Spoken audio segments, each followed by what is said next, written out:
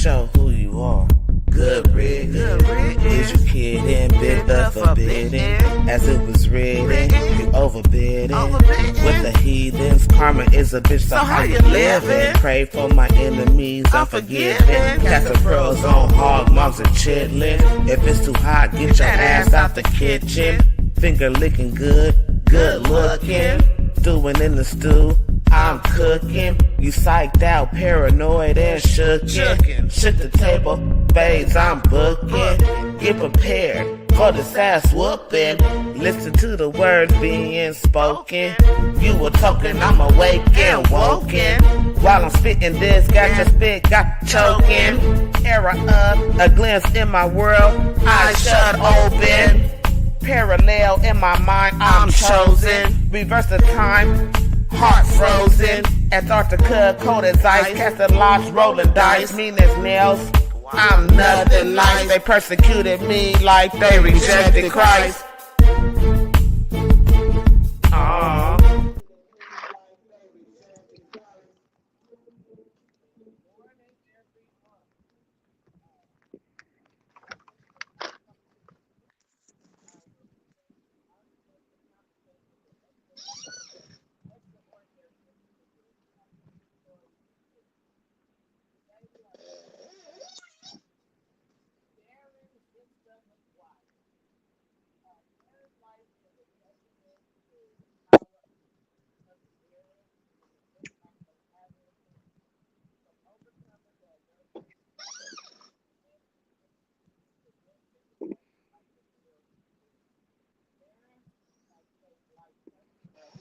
We can't hear you.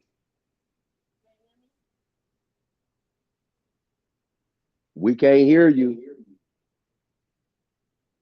Can't hear you.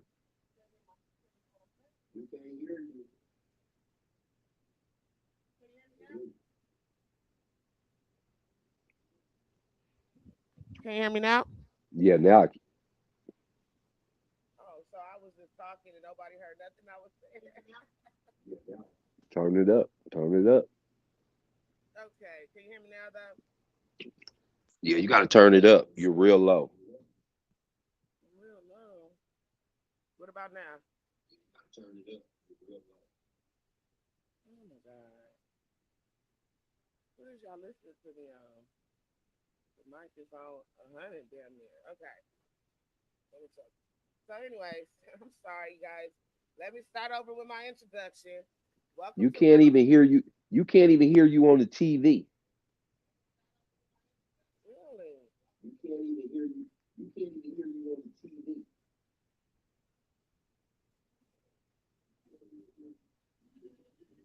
Oh my God. I'm gonna go do this. Can you hear me now?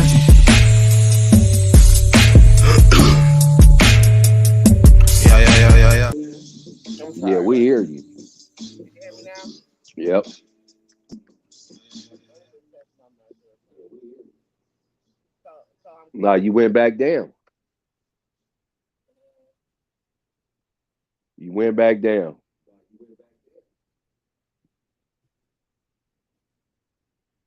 oh, that's right. Okay. Why is it not?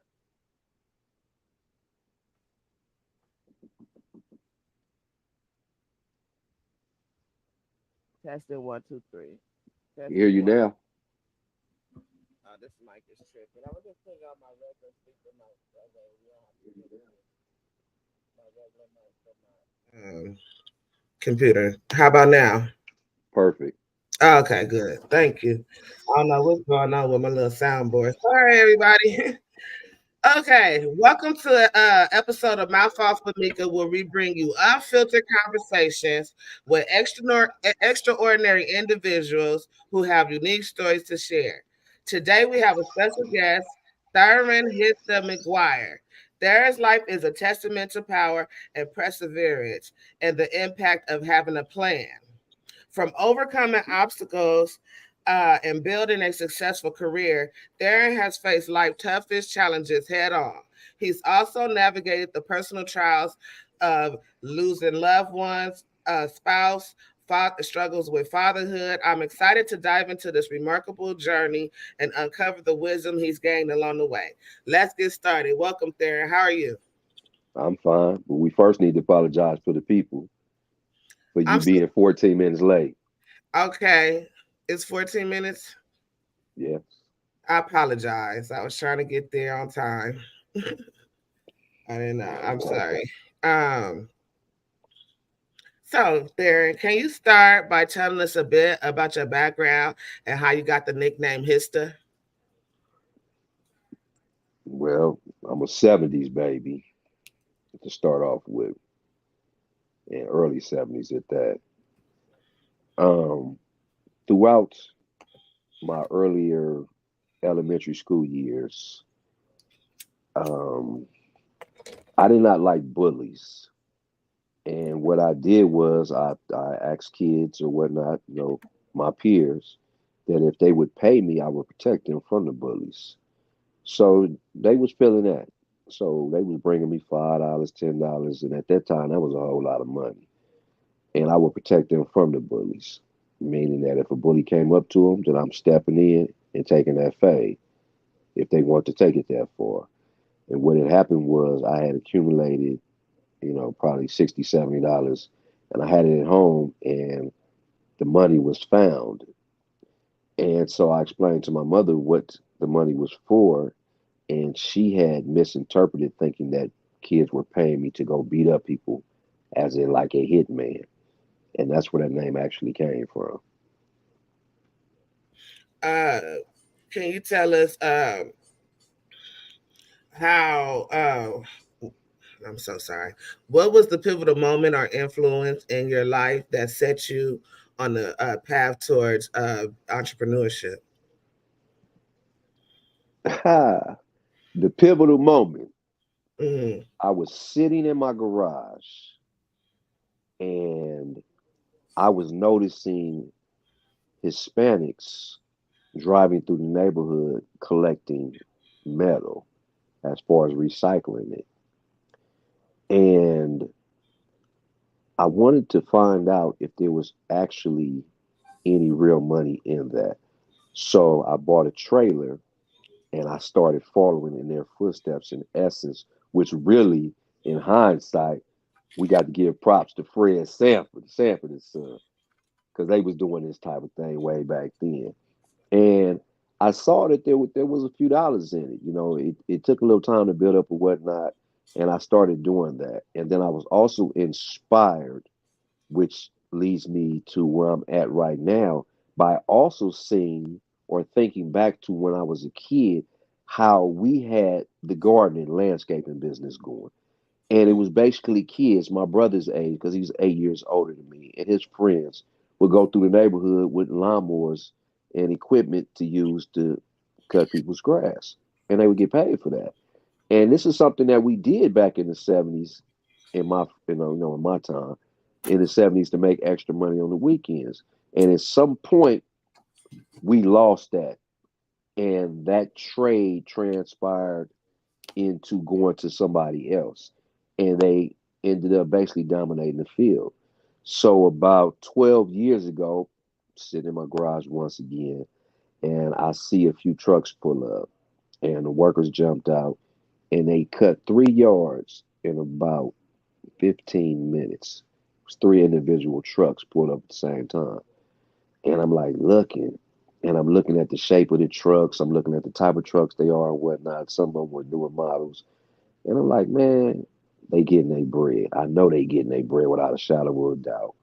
And so I went to a couple of yard sales, picked up a lawnmower, picked up a weed eater, and Craigslist was popping at the time. And I advertised on Craigslist, and the rest is history. And at this point, I have a pretty successful landscaping business where right now I maintain 31 properties myself, and I do a variety of everything as far as not only maintenance of yards, but actual designing of landscaping, removing of trees, the whole gamut. And so that's one of the things that I'm into right now.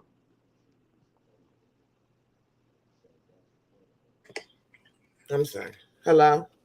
Can you Yes. hear me now? I have been muting my mic, so sometimes I have to unmute it. Can you share can you share some key challenges you faced after you was released? Well, can you talk to us about you going to prison and how that happened? Well, I was a hard head from Jump Street, and I actually experienced my first incarceration back in 1983. I was 10 years old, and I was arrested for a schoolyard fight. I wasn't arrested at the time. I was arrested about 2 days later. The detectives came to my house, and I was the only one home at the time. And they knocked on my door. I answered the door. They asked me if my name was who I was, and I said yes. And they told me they was here to arrest me for a fight I had in school. So at that point, I began to panic somewhat, and my telephone rang. And so I went to answer the phone. It was my mother. And I'm like, Mom, the police is here to arrest me. She's like, what? Put them on the phone. So I tell them, hey, we didn't have cordless phones and those things, so they had to come to the phone. I'm like, hey, my mom on the phone, she want to talk to y'all. So the detectives come in the house. I was home alone. They come in the house to get on the phone. Well, when they come in the house to get on the phone, I go in my room and jump out the window. I'm gone. I ain't going to jail. Bottom line. So I came back later on because I think they came to the house. It was probably around that 3-ish area, a little bit after school. And so I ended up coming back probably about 6 o'clock. And by that time, my father had came home. And so when I came home, the detectives were still there and they was talking to him. And he like told me the deal. Hey, they here to take you. Go on and cooperate or whatever. So, man, they put me in them cuffs, man. They ran me down to Van Nuys division. That was my first experience with law enforcement. Of course, they turned me loose right after they booked me. I didn't do any time at that time, but that was my introduction. And to tell you the truth, it was the worst thing that could have happened to me because instead of being petrified and scared straight, I had more of a relief in essence because I had heard so many scary stories about jail and they didn't match up to that little experience that I had. So it gave me a frame of mind as where like, shit, I don't care. That wasn't a bad experience. And from that point on, I was in and out of jail until I was about 5 years later, I was 15. And I ended up catching the case and going to California Youth Authority for 3.5 years. And that was my introduction into the system. Mm-hmm. And so, you was in and out of jail, or like after that first time, how long did you stay? I got out, I paroled from YTS, which is a division of California Youth Authority, February 14th, 1992. And Mm. by August, I was back on the run. I was doing home invasion robberies up in Palos Verdes. And so I caught a case. I was arrested for doing one. And I had actually escaped on my way from transport on my way to the county jail. And so I escaped in August of 1992. It was all over the news, and I actually got away. And I ended up moving to Las Vegas for about 10 months. And on the way back to California uh, to do some things, I was apprehended. Mm. That's And crazy. basically from that point, everything came up, all the warrants and whatnot. So I was taken back to the original court and sentenced to 6 years. Oh And wow. yeah, so I ended up doing 5 years and was released in 97, in the 97. That's your longest time you ever done? No, no. I got out in 97 and I caught another case in 99. Mm. I fought that case for about 9 months, went to trial, was found not guilty. So I was released in 2000, and then I was back again in a few months, and I was sentenced to prison.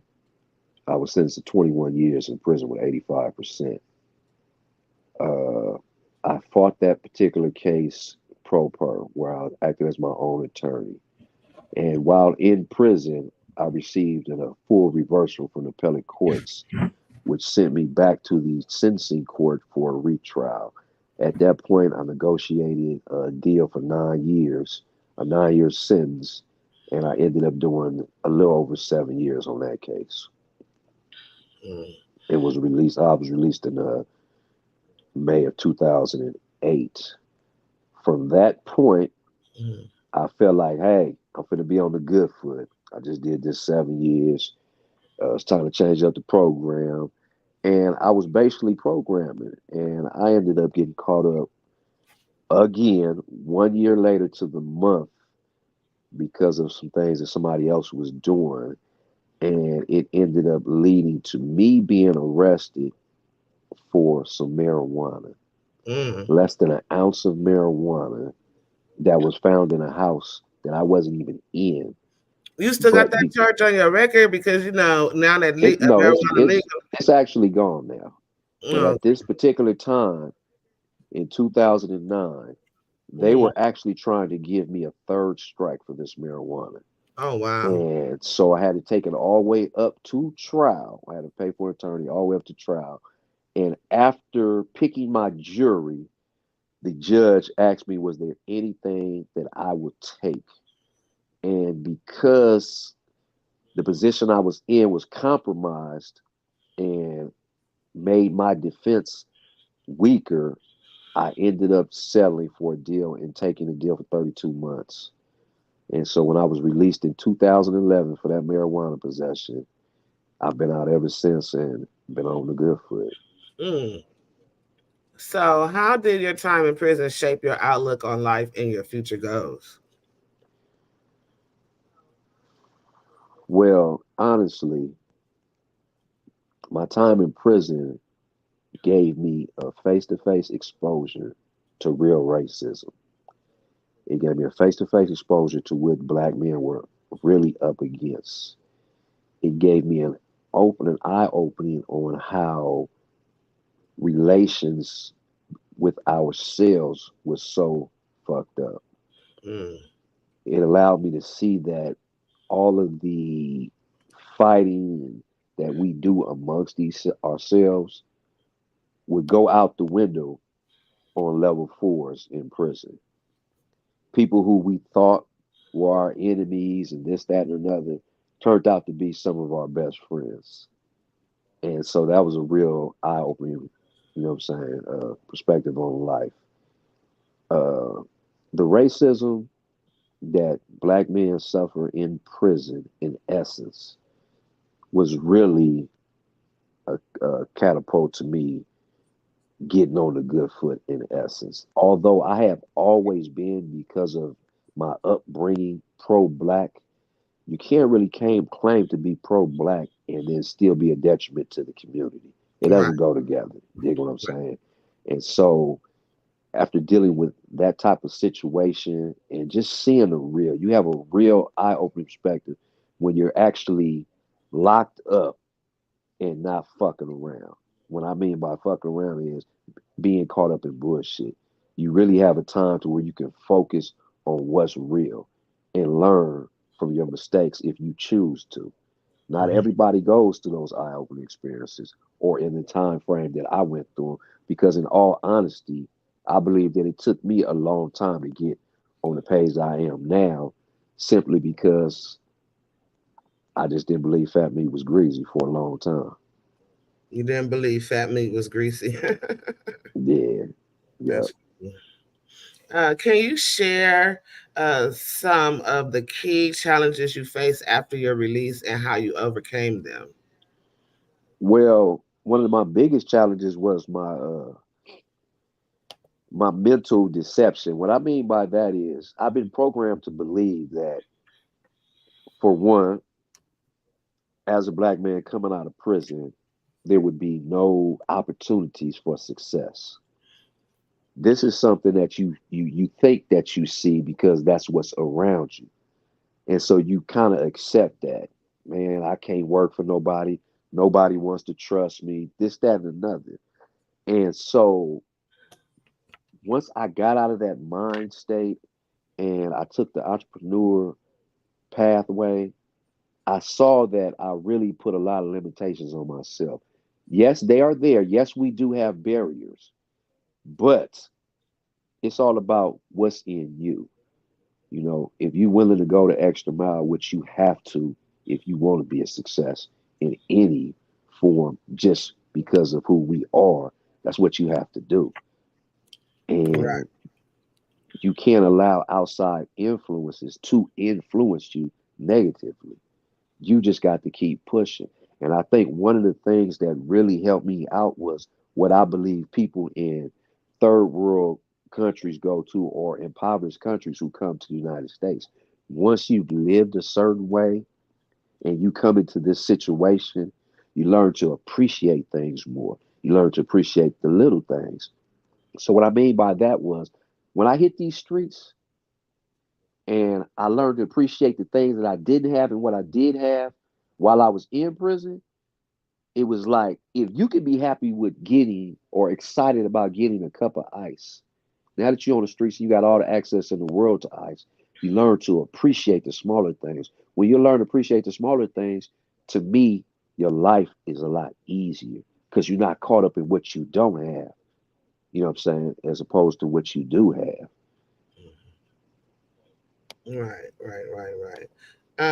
Can you talk about the emotional impact of losing your wife and how it influenced your perspective on life and business? So let's talk about that. Okay. Let that happen. Okay. What was going down with that? Okay. Just for a little clarification, my wife passed in 2015 from complications of a seizure. And when Mm, she passed, we had two kids living in the home. We had her son and we had my daughter. We had a daughter together. And she had a son with another man who was also deceased. mm, And so I believe at that time my daughter was about 14 and her brother was about 19, 20. And they were still living in the home. And it automatically pushed me into the responsible parent, mm, as in essence. A lot of times when you have somebody to lean on, then you give them, more responsibility, or not even more responsibilities, but you don't have to deal with everything. You know what I'm right. saying? It's to the point where I don't have to worry about picking my daughter up from school because my wife can do it. You know what I'm saying? I don't have to worry about cooking because my wife can do it. But when she passed, now I'm thrust into the role of everything. Mm, And so I believe because of that, I really never ever had a chance to actually even mourn my wife's death. But mm, I move better under intense pressure. So it just allowed me to step my game up and perfect it because now I am the full-time father of two kids. And like I said, my son now, he is now without both biological parents. mm, So I had to be there for him double time. And of course, for my daughter in losing her mother. mm, So it was a lot on me, but I had no complaints because it actually, I believe, made me a better man and just allowed me to see things in different perspective from all the way around, which made me a better person. How old were they when you had to take care of them on your own? Well, like I said, my daughter, she was in her, so it was 2015. So that means my daughter actually, excuse me, she was 16. Mm, She was in her what, second year of high school. mm, And then her brother is actually 5 years older than her. So he was 21. mm, But he had also just come home from prison 1 year prior to that himself.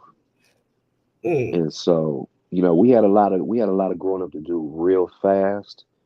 And we had to bond and come together and realize that we had to make this work. And we had to look at it as from, the perspective as we got to keep things together. We want to make your mother proud. Looking at the accomplishments that we're going to actually, perform in the near future and whatnot. And so I think I did a good job. My daughter is about 10 months out of graduating from law school. Her mm. brother, yeah, her brother, he's in a management position in Washington, and so I feel they're doing real good in life. He actually has two kids, made me a grandfather, and so I mean, I don't have any complaints. Keeping it 100. I was gonna ask you if there's anything that you could have done different as a parent. What would it have been? You know what? I ain't trying to do nothing different. I think everything that I did in the past and right now has a profound effect on me and everybody around me. I think that I was a stern father, always have been, but at the same time, like I said, I pushed the line. I pushed the line with everything. My kids knew that I was very serious, but I didn't. I reward my kids for doing good, but if you fucking up, you're gonna get fucked up. The Mm-hmm. bottom line, and I wouldn't change that because I believe that that is why they have the discipline that they have right now. Mm-hmm. How did you balance the demands of being a father and running a business, being a supportive person for the Well, family? I mean, when you're on your own, it's either sink or swim. If you don't do it, ain't nobody else gonna do it. You know Mm-hmm. what I'm saying? So that's just the bottom line.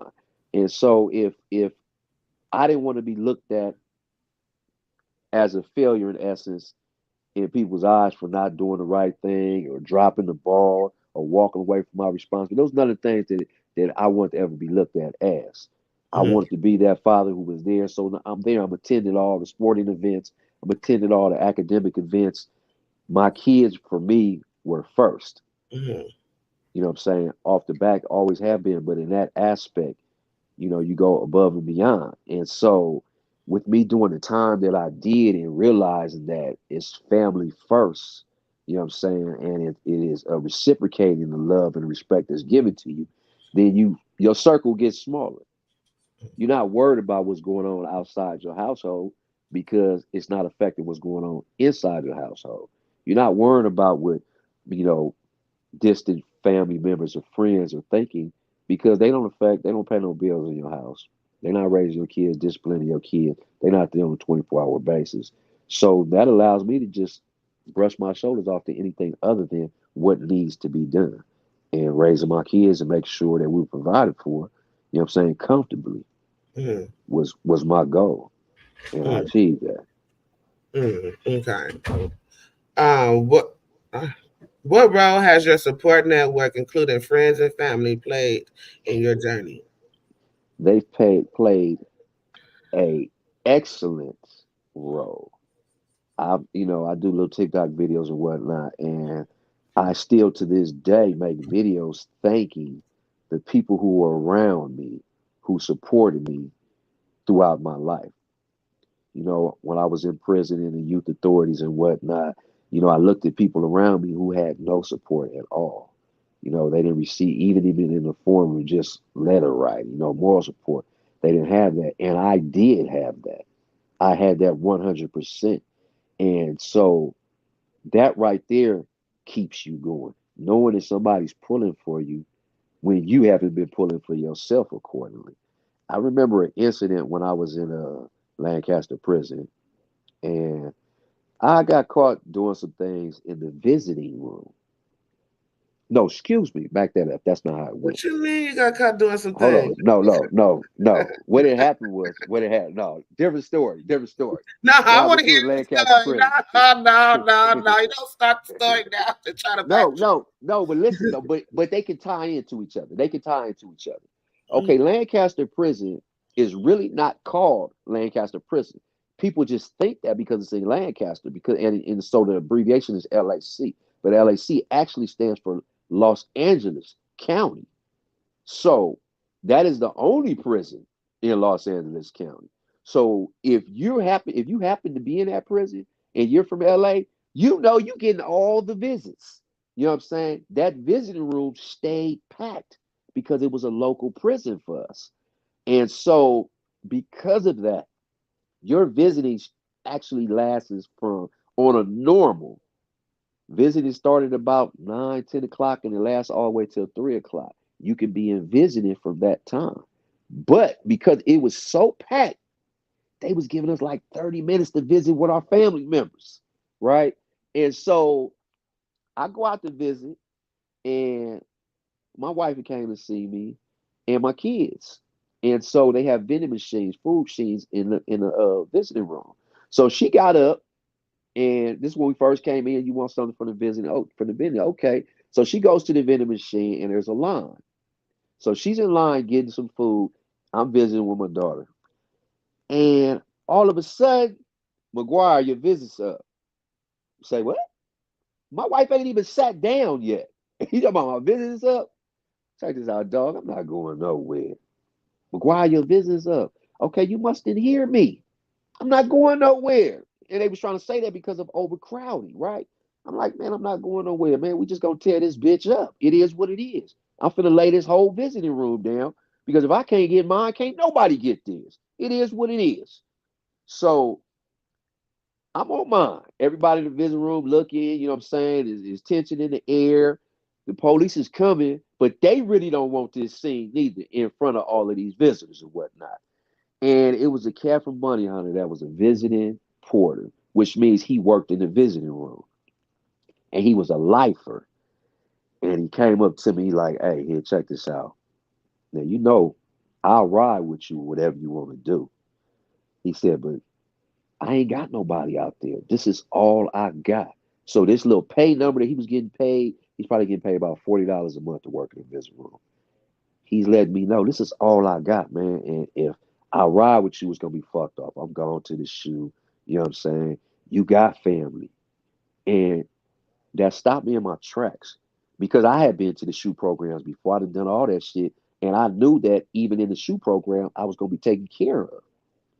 But I knew that if he didn't come to the same shoe that I came to, then I couldn't look out for him. And he would have sacrificed the things that he had for me and what I was gonna do. And I'll never forget, I just looked at him and something came over and I said, you know what, homie? Merv from Bunny Hunter. I said, you know what, homie? I feel what you're talking about.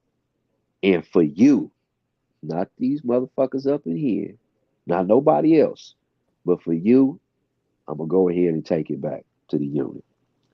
And you could see the relief over everybody in the visiting room, including the police, that I had walked up out of there. And the thing was, I had a history of police assaults. So they knew it was going to be real. They knew it wasn't no bluffing going on.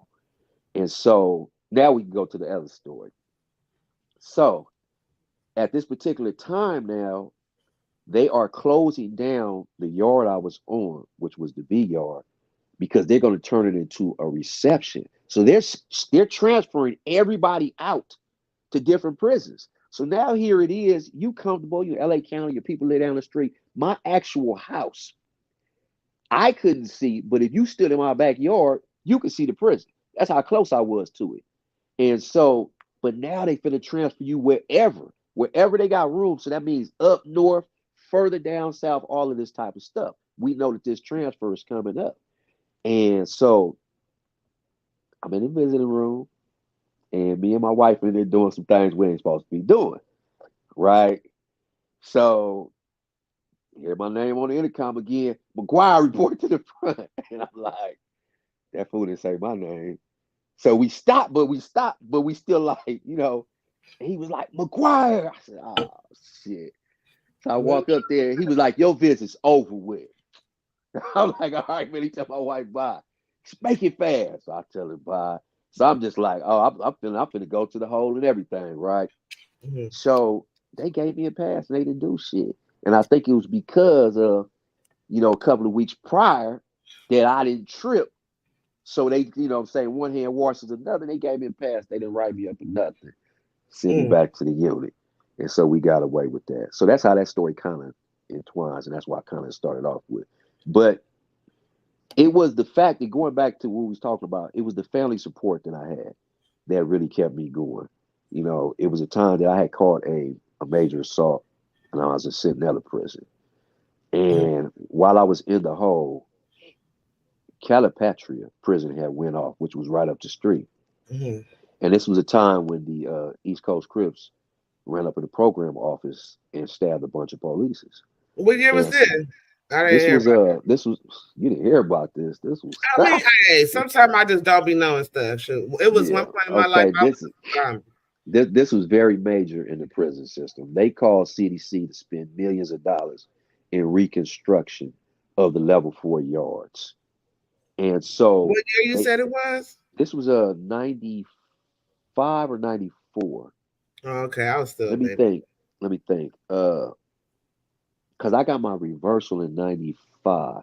So I want to say this possibly was toward the end of 94. Mm, Possibly toward the end of 94. mm, Got my reversal in 95. Yeah, so I think it was about the end of 94. But I was already in the hole. So anyway, Calipatria was right up the street. And they couldn't keep them because almost like a conflict of interest. They couldn't keep those that they said did this in Calipatria as said because they're gonna be subjected to a whole bunch of crazy shit. So they mm, put them on a bus and moved them to Centinela where I was at. So we all in a hole. So when it comes time for us, we got our shoe programs, and what a shoe program is like, it's like being on the streets and going to jail, getting sentenced, then going to prison. Well, mm. same thing. You're in the ASA, which is the hole. You get sentenced, then you go into the shoe program. So that's the next step. And we were all in. Okay, so let me kind of back this up a little bit also. So the East Coasters that were left Mm. on in Calipat who didn't get involved in what transpired, they were abused, they were beaten, they were tortured by the guards of CDC. They were put on buses and transferred to prisons, and they were tortured at these other prisons. But mind you, they had nothing directly to do with the actual stabbings other than they were East Coast gang members. That was it. And so I was gonna ask you about this because I was like, oh, one of my key questions, but I don't want you to answer it right now. But I do want to just put it out there about that guilty by association type of thing. Yes. Yeah, and a I lot mean of that's exactly what it was. And so they transferred a lot to Corcoran. It made news. They actually even got lawsuits. A lot of these dudes were paid because of the mm, way that they were beaten by these guards. So mm, anyway, now we go back to my story in the family support. So now I'm in Cinderella, I'm in the hole. And I got shot while I was in the hole by prison guards. what? So yeah, they shot me up in there. And so time went by. I had two surgeries. So now it's time to transfer. And all of us are now going to Pelican Bay. Shoot. But in going to Pelican Bay, shoot, Centinela Prison is the farthest prison southerly in California. Pelican Bay is the farthest prison normally. So you can't just drive straight there. You have to do what's called layovers in prisons that might possibly be in the middle point. And a layover means you pull up to that prison and you get dinner, you go to sleep, and they wake you back up the next morning to complete the journey. Well, all of us are now sentenced to go to Pelican Bay, and we are all going on the same bus to Pelican Bay. So Mm, now you have at least at least 9 of us who all have prison guard assaults and mm, major assaults. mm. So in our mind, we know they taking us somewhere and finna fuck us up because this is what they've been doing to That's not everybody funny, but else. yeah. Yeah, I mean, but this is what they've been doing. Mm-hmm. So at this particular time, I just had my second surgery. So my arm is in a sling, and I had long hair at the time. And my hair was braided up, and you're not supposed to wear braids in transport. Anytime you're going from any prison or whatnot, you're not supposed to have braids in your hair. But my hand, I'm bandaged up. Fuck it. I had my celly braid my shit up. So my parents, my mother in particular, wrote a letter to the director of CDC. She wrote a letter to the I forget the name of it. The warden of Corcoran Prison, the Mm, warden of Pelican Bay, and she wrote a letter to the governor, Mm. professionally typed up, whatnot, whatever. Hey, my son is on his way to Pelican Bay, mm, and we have been aware of the mistreatment of inmates during mm, transit to these prisons who have these particular types of assaults. mm, We're putting you on notice now that if something happens to them, here's our attorney. We're gonna be on that ass. mm, So the time of the transfer, we're going to Corcoran. We're going to do a layover in Corcoran. Corcoran is one of the main prisons that has been doing this torturing to inmates coming through there with these assaults, with these houses. mm. So What's it called you get again? shackled up, What's huh? it called again? It's called Corcoran Prison. I mean, Court. you Corcoran Prison. You can look that up. They actually have killed inmates up in there. You know what I'm saying? For the type of stuff that they was doing. And it's in the it's what they call Central Valley. It's in up around a little bit north of Bakersfield, Fresno. It's in that area up there. Okay, so man, we headed up there. This is that particular day. Now the bus, this particular bus, they don't pull up to R&R. They pull up on the yard to where the housing units is. So being that we pull up on the shoe, and when you're in the shoe program, you don't have a actual a yard to recreate on. It's completely empty. It's like a ghost town, right? So when we pull up on the bus, we on the bus in this ghost town, and we don't see anybody. But then all of a sudden, we see about 10 golf carts with prison guards, like 4 to 5 people on a golf cart. They hanging off the sides. They got riot gear. This is what we call the reception crew. We like, oh, we finna get it. They finna do what they do, right? Mm, So when you get off the bus and you walk down the stairs, they have a chair, and you lean onto you knee on the chair so they could take your ankle bracelets off because you got ankle chains on, so you can take them off, and they give mm, you this little speech. Now the norm is this: when you come off, you lean on this chair, they take them off, and then the police will line up on mm, both sides of you, and you mm, would have to walk through these police while they're assaulting you, beating you with billy clubs, all sorts of shit. This is the mm, type of shit that they was doing, right? So mm, we all getting prepared for this shit. So the bus sits up so high, and the windows, the way the windows was made, you couldn't see what was happening basically to anybody once they stepped off that bus. But if you kind of look through the front window, you could see the building and inmates being lined up against this building who just got off this bus. And you could see that their jumpsuits and shit look arrayed, like something that happened to them. You know what I'm saying? By the time they get over here. oh wow. So so when it's my time to get off of the bus, Mm, like I say, I got my arm in a sling, my hair is braided up, step off. And this is another thing: when you step off the bus, they want you to look at the sky. They do not want you to look down and make eye contact with any of these guards. They don't want you to see, particularly, try to see who's doing anything to you. So they want you to step off the bus with your head up to the sky. I didn't do that. I stepped off the bus. I'm looking down at what I need to see. So they tell me to lean on the chair. And as I'm on the chair, I feel one of the guards tug on one of my braids, as mm, if he's asking one of these other cats, like, what the fuck he doing with braids? But then another guard say he's good. I walk through the thing, they don't touch me. I get over there to the wall where everybody at. Like I say, you can see these jumpsuits and shit, but they haven't really been abused. You could tell they've been like manhandled, but they weren't beat on. You know what I'm saying? And particularly at this particular time, they kind of got a little eyes on them because now mm, this is like a year after the actual assaults. You know what I'm saying? mm, We've been in the hole fighting this shit all this time. And yeah. so it was funny to me that I remember that the gang unit came and questioned everybody, like, where you from? Where you from? And none of the homies from East Coast today was from East Coast. They was like block, Mm, neighborhood, but none of them wanted to say East Coast out their mouth because they mm, knew what these police was doing. And I mean, we shackled up. You know what I'm saying? You can't see. You know what I'm saying? They got you all in blind spots and shit. So they say it's self preservation over anything. And so we spend the night there, and we on our way to Pelican Bay. But like what I say by family structure, my family was there, and they were the reason that nothing happened to me. mm, Because anytime that law enforcement inside these correctional facility thing, if they don't think you got anybody looking out for you, they'll do some terrible things to you. But if they know that somebody's gonna get on their ass, then they be like, okay, if he keep cool, we keep cool type situation. That's been my experience.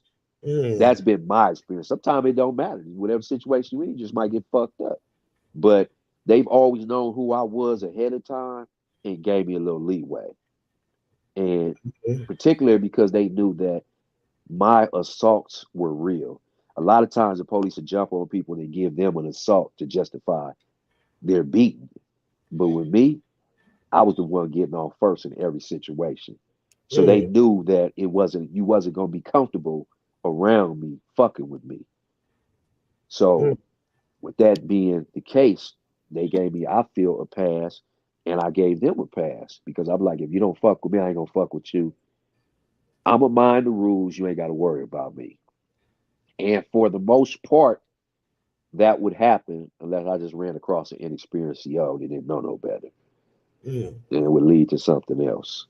mm, And so, but it was that family support that came in to play a lot of times while I was in prison. So I owed them an obligation once I was set free to do right. You know, that was my motivation to keep pushing even when shit got heavy. Shout out to the family if y'all And watching and I got, I got friends. I got friends too. You know what I'm saying? in the And of friend. course, all the women in my life. They Mm-hmm. played a pivotal role, you know what I'm saying? Even including the exes.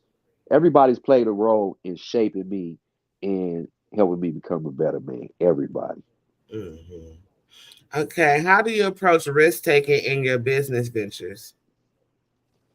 Um, I don't think that there is a such thing as risk. If you want to succeed, then you got to do what you got to do to succeed. You know what I'm saying? And if you want to minimize the negative risk, then that means you got to plan for everything. Then what I'm saying, you got to be prepared in what you're doing, and you have to, you have to think about it and comprehend it, what can go wrong, and then try to come up with something to stop that from happening. Mm-hmm. And so, like this year, I've been involved in other things. I had owned a mechanic shop. I had co-owned a mechanic shop for 4 years, and that's something else that I mean. What I be talking about when you depending on other people, you don't always give your full 100% because you feel like they got it. And so that kind of makes you, it makes me, I'll say, I can't say everybody, kind of relaxed in the position. So I closed my mechanic shop in September of last year. But I told myself in the beginning of this year, and I still had my landscaping business. But I told myself at the beginning of this year, I'm finna put my all into it and bubble. And so I bought a new truck, bought a new trailer and some equipment, and it's been all up since. It's been all up. That's what's up. That is what's up. What advice do you have for others who are looking to turn their lives around and pursue their dreams after facing significant setbacks? Planning and preparation. Like they say, how does the saying go? If you fail to plan to fail. That's Mm-hmm. real. That's real. You got to take the first steps. You got to do your own research. You have to do your research. It's okay to ask people opinions and whatnot, but nobody can tell you exactly what needs to be done if they haven't been in that position. It's like a broke motherfucker always trying to tell you how to get rich. It's like Mm-hmm. a single motherfucker always trying to I'm tell trying you to what tell to you do in a relationship relationship. advice. Exactly. And you Exactly. single as fuck. You know what I'm saying? Kills So me right there. yeah, so you have to do the research. You have Right. to find if you're trying to get into some entrepreneurship, then you have to really figure out the demand and Mm. if and find out, who's all doing it. Find out what they've done. You could talk to them, ask them, what their, experience is in it or whatnot. But you have to do the research. You have to do the research and you have to pay yourself. Simple and plain. You can't put all your resources into something, especially in a business that you're trying to take off, and not pay yourself because most businesses don't make money when they first take off. It actually when Statistically, they because I got my degree in business management, right?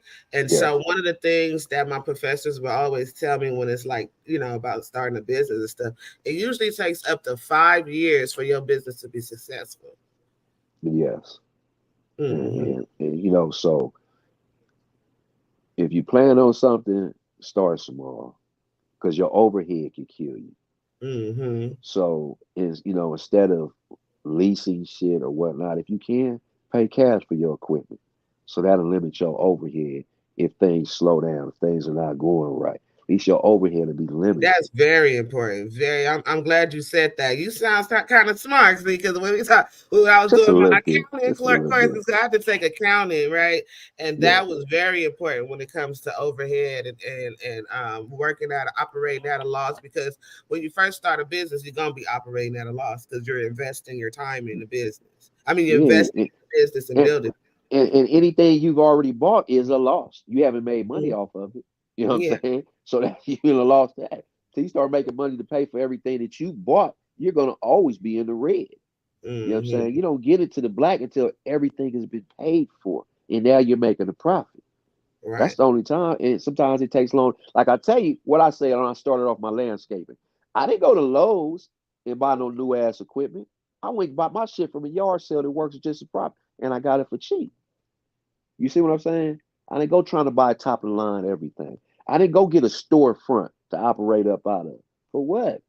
For what? A lot of people do that. You know, they go get storefronts because I don't know if they think that's going to legitimize their business because they could say, I got an address over here or what. But a lot of times that storefront will sink your ass trying to keep up with that lease. Right, right, right. And two, like when you first starting off your business, the main goal should be about building your brand, letting people know that you're there, letting people know that you know who you are. That should be the main focus. But Mm. can you share a specific instance where you faced a major obstacle in your business and how did you overcome it? Uh, I would think that the only, and I don't really call it a major obstacle, but is it you deal with people that try to set your prices.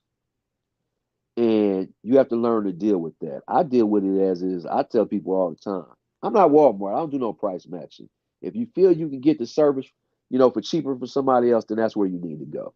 Because see, with me, I'm gonna guarantee you that the shit is right. I take pride in my work, and I'm gonna do what you want to be done until you're satisfied.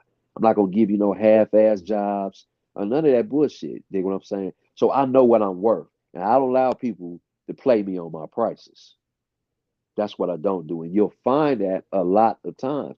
And really, when you're into landscaping, a lot of people's perception, I believe, is, oh, that's nothing ass work. That don't take no skill. Woo, woo, woo, woo. So we don't believe it's worth that much. But I noticed that happens with people of our color. Because motherfuckers ain't negotiating everybody, they ain't negotiating with everybody else about their price. Nah, But and they you know always want to negotiate with our prices. that's You know one what of my I'm saying? biggest problems with business. No, don't nobody really like just because they know me and all this, or they might be friends or family. They don't respect my knowledge that I have. You know what I mean? Exactly. And I they had, rather go and pay like they'll pay like $200, $300. Right now, I've been working for the like at the Geek Squad. They'll go pay 200, 300, $400 to Geek Squad. Right now, yeah, I've been working. I've worked for Geek Squad, and I was working as an independent contractor, doing fixing computers remotely. You know what I mean? yeah. And then they'll still have the same problem, and then they want to call me and offer me 20. You still got the same problem. I did a job for a lady last week, and I had my price, and she agreed to my price. And I did the job, and she called me and asked me if I would give her a discount because it didn't take me a long time to do my job. I said, excuse me? You didn't pay for my time. You paid for my expertise and my skill. Dig what Mhm. I'm saying? So if I would have just sat there for an hour longer, then you'd have been satisfied. This ain't the way the game go. But she literally was trying to get me to give her a discount because it didn't take me a long time to do the work. And I'm Mhm. like, man, that shit is just crazy to me. How, we get treated out here in this game. And I'm steadfast on mine. I explained to you, you agreed to the price. I told you exactly what I was going to do. You know what I'm saying? If it was so easy, why didn't you do it and your family members do it? I say the reason being is, I say, you see this $5,500 trailer I got here? You Mhm. don't have that. I say, you see this 20 something thousand dollar truck I got? You don't have that to do the job. That Mhm. shit don't pay for itself. You know what I'm saying? And so it's crazy that we even have to even explain these type of things to Right, people. But right. this is what they do. And so I would only think that that was my. Oh, what my biggest obstacle is? Finding consistent workers.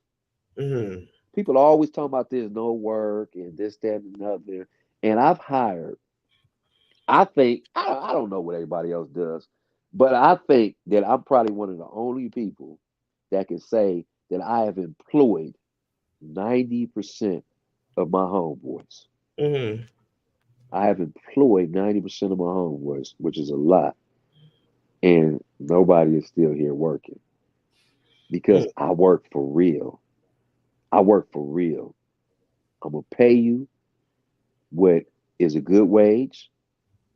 They take the money. They like the money, but they don't want to work like I work. I was at a job site yesterday on a Sunday, and I pulled up to that motherfucker at 6:30 in the morning and handled that business. You know what I'm saying? When I went to go get it, do the quote on Saturday, we at first said Monday, but then I got to thinking about it. I'm like, the fuck? I'm just gonna be sitting around on Sunday doing nothing anyway. Let me go to work. So I hit him back. What you feel about me pulling up tomorrow? He said, man, do what you do. I said, I'm gonna be there early. And I was there 6:30 in the morning. I don't give a damn about no Sundays. I don't give a damn about no motherfucking holidays. That shit don't mean nothing to me. You know Mm-hmm. what I'm saying? It don't mean nothing to me. I'm gonna get out there and get it. So a lot of people don't have my work ethic. So it's hard to find workers who is actually gonna work on my level. Yeah, that's for sure. Um, how do you define? Excuse me, let me get it right. How do you define success, and how has that definition evolved over time? Okay, success used to be materialistic shit. I felt like that was the gauge for success. Now success for me is drama free, peace of mind. See, a lot of people don't have a peace of mind. A lot of people ain't drama free. I consider that success. Dig what I'm saying? I'm in my house right now, AC on. I'm in Lancaster. It was 115 degrees yesterday. It's 114 today. I got the AC on. I'm chilling. Peace of mind. I got no drama in my life. This is success to me. This Mm-hmm. is success. Dig what I'm saying? I know a whole lot of people, they got a whole lot of money that's real miserable. They wake up miserable. And I'm Mm-hmm. talking about real financially successful people. So to me, this is success. Success is being able to give back, being in a position to give back and help people who are in a less position, less fortunate position than you are. That's success to me.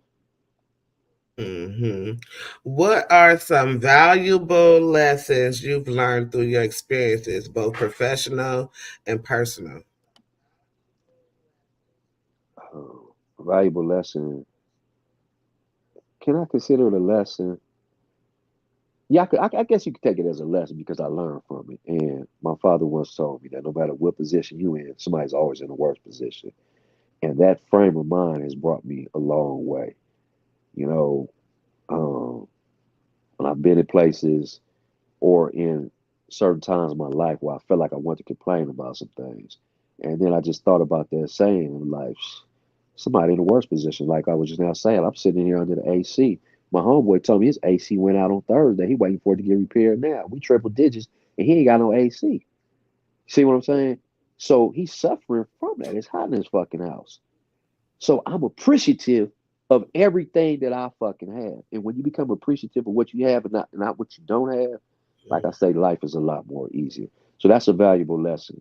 Always appreciate what you do have instead of what you don't have. Stop worrying about what you don't have. Every Uh-oh, something happened. I can hear you now, I think. yeah, I had a call coming in, I had to block it. But Oh, so yeah, that's my most valuable lesson. And knowing that you have to get up and do what you need to be done. You have to do it. You can't depend on nobody else. Don't depend on nobody else. If somebody happens to lend you a hand or something, be grateful for that. But mm-hmm. always depend on yourself to do what you need to be done. Mm-hmm. How do you stay motivated and focused on your goals despite the challenges you face?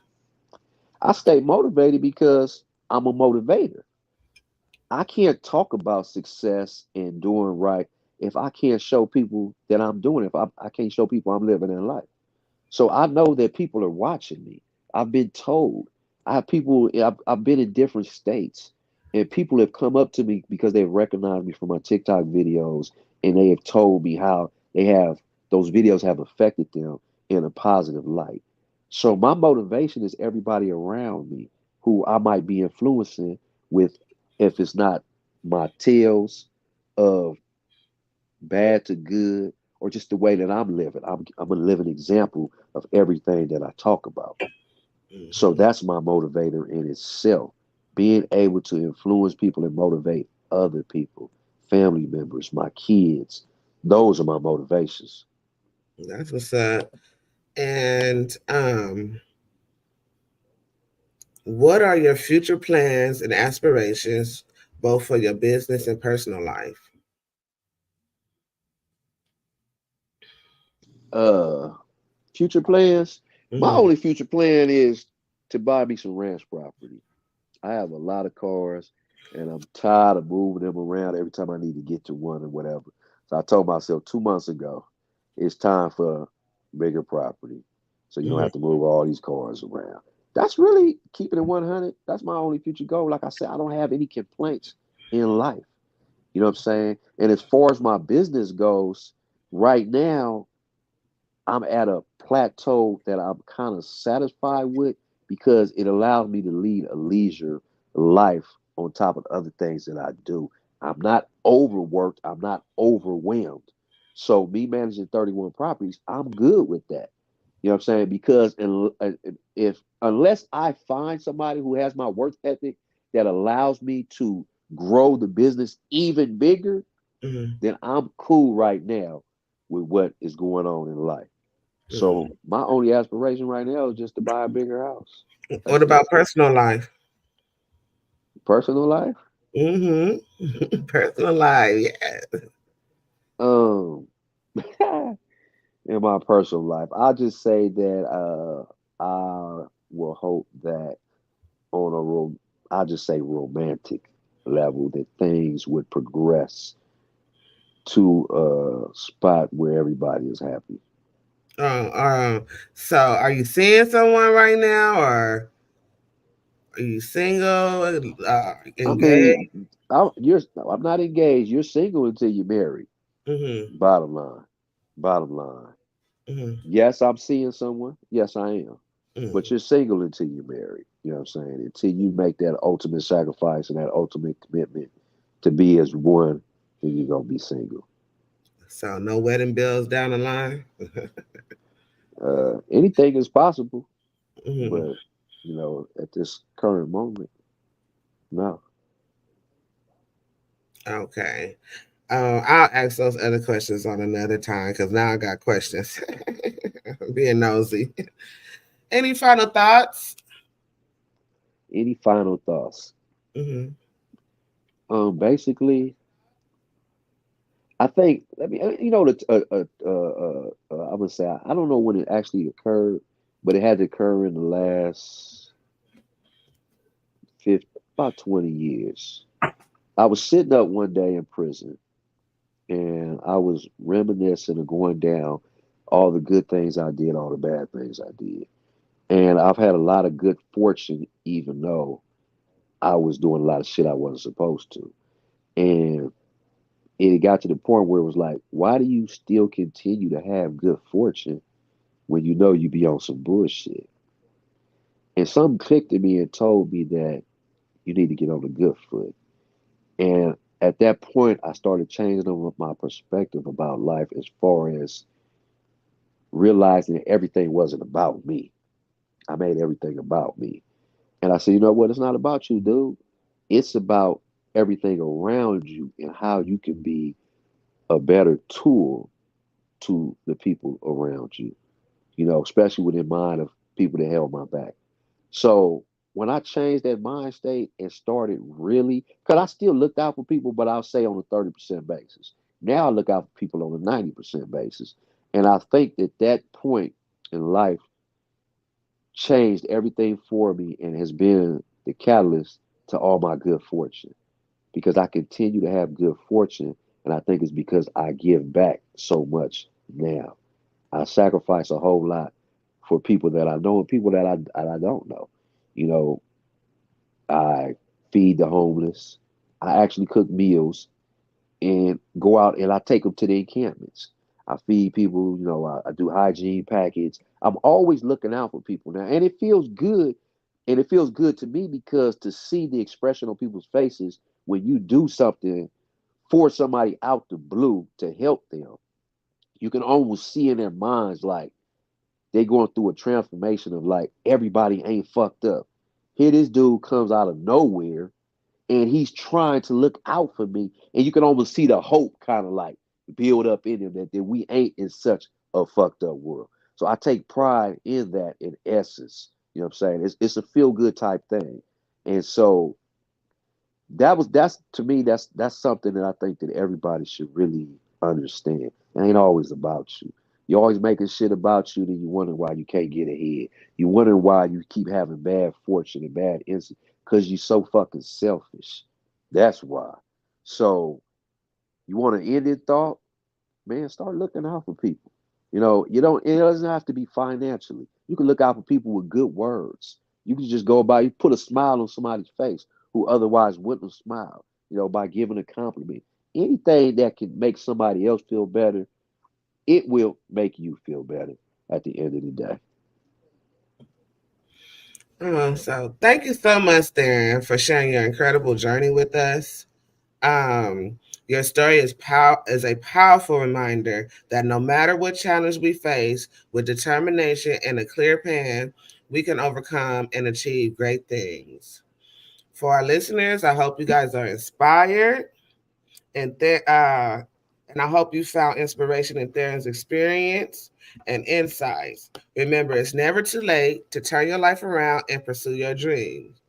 Stay tuned for more empowering conversations on Mouth Off with Meika. Until next time, you guys.